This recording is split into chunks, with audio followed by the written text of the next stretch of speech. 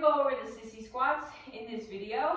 So first of all, when we perform this movement, you actually want to start by coming up on your toes, right?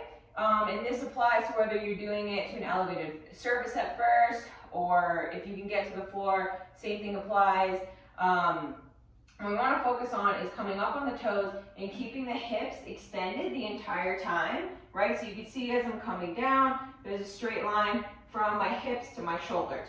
So what a lot of people, or what I'm seeing with a lot of people as they do this, they start with their hips extended and then they kind of come down and make it more of a squat pattern as opposed to hip extension, right? So we want to make sure we're keeping that line the entire time. What you can do to make that easier is bring your arms above your body, just for that counterbalance, right? So it makes it a lot easier to stay stable.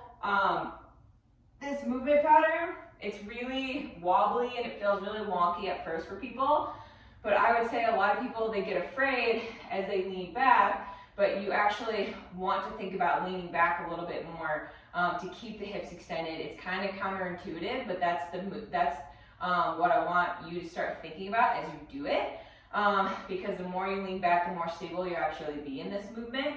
A lot of people kind of freeze as they get towards the bottom. They feel like they're going to fall back, when really it makes you a little bit more stable, especially with the arms up, and over time you can try to do it by keeping your arms to the side like that.